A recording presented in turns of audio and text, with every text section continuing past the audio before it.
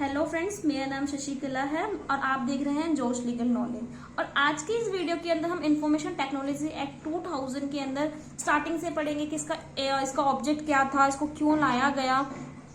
तो स्टार्ट करते हैं। सबसे पहले अगर आप कोई भी एक्ट पढ़ रहे हैं तो उस एक्ट का आपको जुडिक्शन पता होना चाहिए। जुडिक्शन का मतलब ये नहीं कि जैसे कि हम पढ़ते हैं क्रिमिनल कोड की जुडिक्शन होती है, सिविल कोड की जुडिक्शन अलग होती है। मतलब जुडिक्शन का मतलब होता है कि किसी भी एक्ट का जो सेक्शन है वो कहाँ से कहाँ तक है, किस चैप्टर के अंदर आ रहा है। तो सबसे पहले इसके अंदर टोटल चैप्टर 13 है। 13 चैप्टर में जो सब चैप्टर फर्स्ट प्रिलिमिनरी है वो सेक्शन 1 से लेकर 2 तक है। सेक्शन 2 है, इसको ना आप अपने कॉपी में लिखो, क्योंकि अपने कॉपी में अगर आप अपने हाथ से लिखोगे तो आपको याद होगा।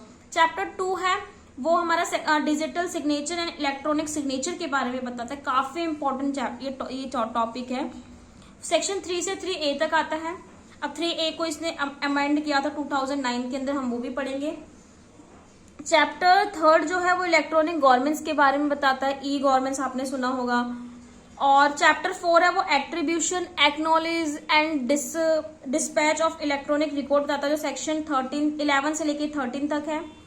चैप्टर 5 जो है वो secure electronic record and secure electronic signature बताता है, जो 14 से लेकर 16 तक है। चैप्टर 6 इंपॉर्टेंट है, बहुत इंपॉर्टेंट है। रेगुलेशन ऑफ सर्टिफाइंग अथॉरिटीज बताता है, जो सेक्शन 17 से लेकर 34 तक है। चैप्टर 7 इलेक्ट्रॉनिक सिग्नेचर सर्टिफिकेट जो है वो जो सेक्शन है 35 से लेकर 39 तक है। चैप्टर 8 ड्यूटीज ऑफ सब्सक्राइबर जो है ये भी इंपॉर्टेंट है, 40 सेक्शन से लेकर 42 तक है। चैप्टर 9 मैंने आपको बताया है, अगर आपने मेरी वीडियोस नहीं देखी तो आप प्लेलिस्ट में जाकर चेक कर सकते हैं। पेनल्टीज, कॉम्पनसेशन एंड एडजुडिकेशन जो है वो 43 से लेकर 47 तक है। सेक्शन 10 है वो अपीलेंट ट्रिब्यूनल है, वो 48 से 64 तक है। 11th में ऑफेंसेस है, ये भी बहुत इंपॉर्टेंट है, 65 से 78 सेक्शन तक है।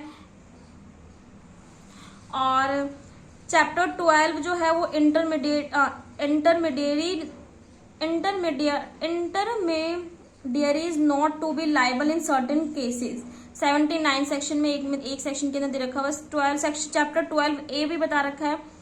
एग्जामिनर ऑफ इलेक्ट्रॉनिक एविडेंस जो चैप्टर सेक्शन 79A के अंदर है। चैप्टर 13 मिसलेनियस जो 18 से 94 तक है, ये काफी इंपॉर्टेंट है। इसको मतलब आपको आना चाहिए कि कौन से जुडिक्शन है, कितने सेक्शन किसके अंदर आ रहे हैं, क्योंकि हमें एग्जाम के अंदर डायरेक्ट पूछा चैप्टर जो भी हमारा सेक्शन 35 है वो किस चैप्टर के अंदर आता है, तो आपको पता होना चाहिए चैप्टर 7 के अंदर आता है। अब हम पढ़ते हैं IT एक्ट। IT एक्ट में सबसे पहले मैंने आपको बताया ही था कि टोटल चैप्टर 13 है, टोटल सेक्शन 94 है। इसमें से 4 सेक्शन डिलीट हो चुके हैं और 4 स्केड्यूल है। 4 स्केड्यूल में से 2 स्केड्यूल जो है वो ओमिट हो चुके हैं। बट अगर आपसे एग्जाम में पूछे कि टोटल सेक्शन कितने हैं तो आप 90 सेक्शन नहीं बोलोगे, यहाँ पर 94 ही सेक्शन बोलोगे और स्केड्यूल भी 4 बोलोगे, 2 नहीं बोलोगे। हिस्ट्री क्या थी इसकी, हिस्ट्री हम थोड़ा जान लेते हैं। Bill was passed in the budget session of 2000 and sign by president KR Narayanan. उस टाइम जो 2000 के अंदर हमारे जो प्रेसिडेंट थे इंडिया के वो थे KR नारायणन। उस टाइम जो बिल पास किया गया था वो बजट सेशन में पास किया गया था। 9 मई 2000 को bill was finalise by group of official headed by the communication and IT minister. IT minister मतलब इंफॉर्मेशन टेक्नोलॉजी मिनिस्टर जो प्रमोद महाजन थे, उन्होंने एक बहुत इंपॉर्टेंट अपना रोल प्ले किया था। उन्होंने इस बिल को फाइनलाइज किया, देखा, चेक किया और इन्होंने officially group of officially headed जो कम्युनिकेशन हमारे यही थे जो प्रमोद महाजन थे, उन्होंने इसको जो भी हमारा ये बिल पास हुआ था उसको फाइनलाइज करके उन्होंने सोचा कि इसको इनेक्ट करना चाहिए और उन्होंने बहुत सारी मीटिंग भी रखी, जिसके कारण इसके बाद इनेक्ट कर दिया गया था इसको। डेट ऑफ इनेक्टमेंट हमारा 9 जून 2000 था।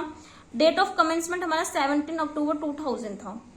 अब IT एक्ट को इंट्रोड्यूस करने का मेन मोटिव क्या था, क्योंकि हम किसी भी एक्ट को पढ़ते तो उसका मेन मोटिव होता है कि उसका मेन मोटिव क्या था। तो IT एक्ट को इंट्रोड्यूस करने का मेन मोटिव था कि जो भी साइबर क्राइम्स हो रहे हैं या ई गवर्नमेंट कॉमर्स के कुछ भी जो भी इसके ऊपर तो एक लीगल इंफ्रास्ट्रक्चर बनाया जाए और जो भी इस क्राइम हो रहा है उस क्राइम को रोकने के लिए पेनल्टीज बनाई जाए ताकि लोग डर के मारे उस क्राइम को ना करें।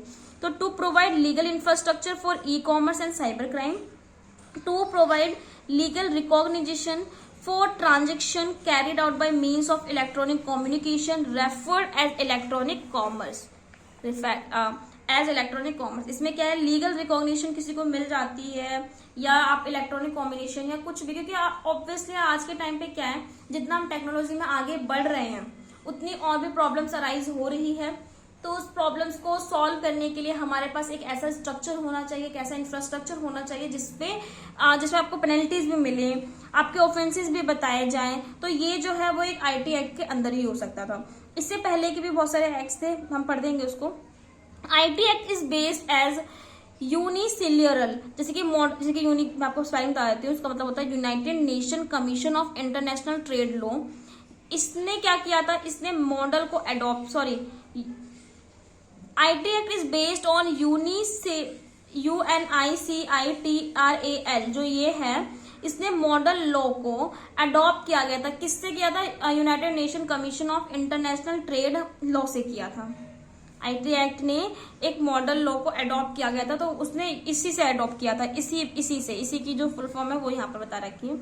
आईटी एक्ट क्या है, पढ़ते हैं। आईटी एक्ट को हमने दो में डिवाइड कर दिया। सबसे पहले तो है facilitate electronic filing of documentaries with government agencies. एक तो ये था कि कोई भी इलेक्ट्रॉनिक जो भी है फाइलिंग करना किसी डॉक्यूमेंट को या किसी भी गवर्नमेंट एजेंसीज को, इसको फैसिलिटेट करता है। सेकंड क्या है, हमने अमेंडमेंट किया इसके अंदर, इसको अमेंड करके हमने बताया कि आईपीसी जो है 1860 पर भी एप्लीकेबल करता है, इंडियन एविडेंस एक्ट के ऊपर भी एप्लीकेबल है, बैंकर बुक एविडेंस के ऊपर भी एक्ट है, आरबीआई एक्ट 1934 पे भी है। और आईपीसी, जैसे कि जब हमारा आईटी एक्ट आया ना तो हमारा बहुत बड़ा अमेंडमेंट हुआ हर इनके अंदर, और मैंने बहुत पर्टिकुलरली एक्ट लिखे हैं, और भी बहुत सारे एक्ट और कोड है जिसके अंदर हमारा आईटी एक्ट को अमेंड किया गया है, उसके अंदर इंक्लूड किया गया। तो अमेंडमेंट इन 2008 में हुई थी हमारे, जो इसके अंदर सबसे बड़ी अमेंडमेंट आप पढ़ोगे तो वो 2008 के अंदर ही हुई है। टू इंक्लूड साइबर टेररिज्म, इसमें cyber terrorism, child pornography etcetera को भी अमेंड करके ऐड किया गया है। रिकॉग्नाइज क्या मिली है इसको, electronic record, digital signature, activities carried by electronic means of example email. आप इसमें रिकॉग्नाइज और भी बहुत सारी चीजें से आप देखोगे। अब जो सेक्शन फर्स्ट है उसको मैं यहाँ पर बता देती हूँ। सेक्शन फर्स्ट में हमने पढ़ना है शॉर्ट टाइटल, एक्सटेंड, कमेंसमेंट और एप्लीकेशन। यहाँ पर एक चीज जो है वो एक ऐड हुई थी, एप्लीकेशन, जैसे कि हमने पढ़ा था कि एप्लीकेशन कहाँ कहाँ होगी, तो वो हम चीज देखते हैं। शॉर्ट टाइटल, सबसे पहले शॉर्ट टाइटल का मतलब होता है कि ये जो एक्ट, इस एक्ट को बोलते क्या है, तो IT act, information technology act 2000 ही बोलते हैं। एक्सटेंड पूरे होल ऑफ इंडिया में किया गया था। Also apply to any offence और contravention committed out of India by any person. किसी भी पर्सन, जब आउट ऑफ इंडिया पर्सन भी वो कर रहा है इंडिया के अंदर, या इंडिया का पर्सन कर रहा है आउट ऑफ इंडिया, तो भी वो इस एक्ट के अंदर एप्लीकेबल होगा। कमेंसमेंट क्या बोलते हैं, 17 अक्टूबर 2000।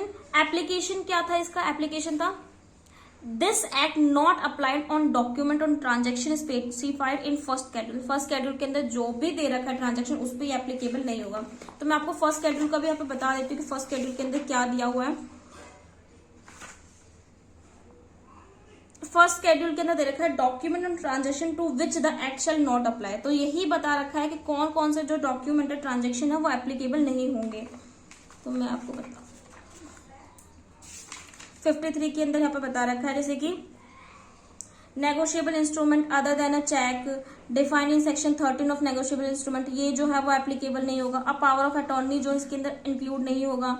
Trust defined in section 3 of Indian trust act, वो नहीं होगा। अ विल और defined in clause h of section 2 of Indian succession act 1925 के अंदर वो इंक्लूड नहीं होगा।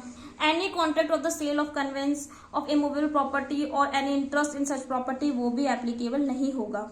तो हमें स्केड्यूल्स पढ़ना भी पता होना चाहिए कि स्केड्यूल्स में क्या क्या दिया हुआ है। तो नेक्स्ट वीडियो के अंदर हम डेफिनेशन क्लोज को करेंगे।